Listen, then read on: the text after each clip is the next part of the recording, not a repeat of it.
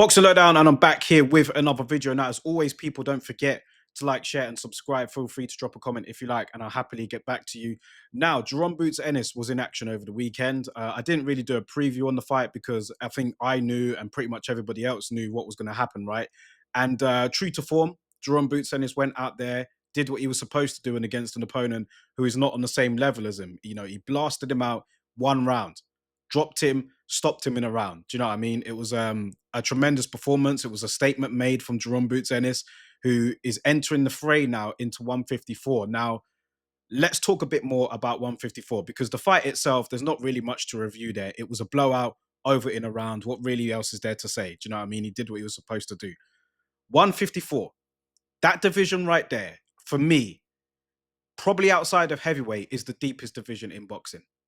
I mean, when you look at it, I mean, what other divisions are there that go as deep as light middleweight? You've got heavyweight, which is pretty deep. You've got light heavyweight. I've got some good fighters in there. Lightweight, I've got some good fighters there. But when you look at light middleweight, I think that this division is slept on if you're not a hardcore because the names are not as star-studded as the names at heavyweight or lightweight and so on, right? So look at light middleweight now. Jaron Boots Ennis has just got there. Virgil Ortiz is there. Sebastian Fundora is there. Israel Madrimov is there. Bakram is there. Tim Tszyu is there. Jamel Charlo is there, right? Boachuk is there. There's I've probably missed a few. Erickson Lubin is there. Do you know what I mean? There's a lot of names. Keith Thurman is there, right? There's loads of names in this division who can, on their day, can pull off an upset or pull out a win. Do you know what I mean? It's a very competitive, strong division, right? And I think it's fantastic. And I loved Jaron Boots' energy after the fight. He was literally saying, I want everyone. Reeling off names. He was even asking Eddie Hearn, who have I missed?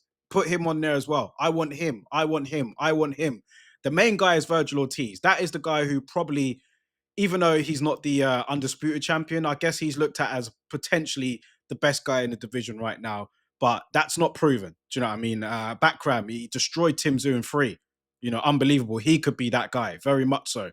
Madrimov pushed Terence Crawford all the way. Some people thought that he did enough to beat Terence Crawford. I'm not one of them, but I thought that it was a very, very close fight, right? So he can come again, even though he also lost to Virgil Ortiz. There are so many guys in this division that are competitive and they're assertive as well. A lot of these guys can punch, they can bang, they've got power. And like I said, they're very assertive. So that really adds up to a fantastic division. Like I said, it's not star-studded in terms of names, but could you imagine if a tournament was made in this division? I know we don't have the Super Six tournament anymore, or the World Boxing Super Series, or Don King's middleweight tournament that he did 20 odd years ago.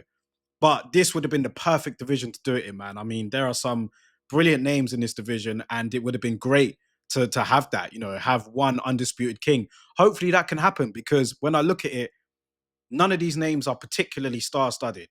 Virgil Ortiz has the potential to be a star. So does Jaron Boots Ennis. But outside of that, there are no real superstars in this division. So looking at it that way, you kind of hope that these fights might be easy to make. They all seem to want it. Do you know what I mean? So yeah, I really love the light middleweight division, man. And it's been strong for a while. And let's just hope that, these fights can get made. Virgil Ortiz and Jaron Boots Ennis is the star-studded marquee fight of the division, I'd say. That fight has been in the works for, a few years. They've been talking about it. You'll hear one story from Golden Boy and you'll hear another story from Matchroom as to why it hasn't happened yet. But God willing, this fight does happen because two unbeaten fighters, two tremendous fighters, athletes, tremendous competitors, right? Ortiz has got a fight with Lubin coming up. That would be a good fight. But yeah, I just think overall, Boots Ennis and Ortiz is the one that would probably make the most financial sense in that division. But there are so many good fights at light middleweight right now.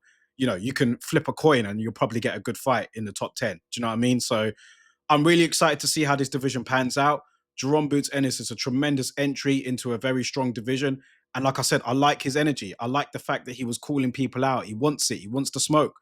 So let's hope that it does happen, man, because yeah, tremendous fights can be made here. Where does Jamel Charlo go from here? We know he fought with Canelo. That didn't go well for him. He's moved back down, said he wants to call out everybody. You know, he hasn't got a fight lined up yet.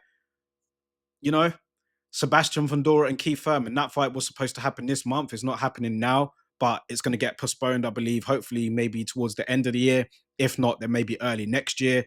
You know, there's a lot of room for growth in this division. There's some great fights to be made, and let's hope that it does happen, man. Where does Jaron Boots Ennis fit into that whole light middleweight picture? Does he go to number one for you? Do you think that the likes of Bakram is being slept on? Do you know what I mean? Madrimov, he's still got a future in the division. Just because you hire L doesn't mean you can't come back.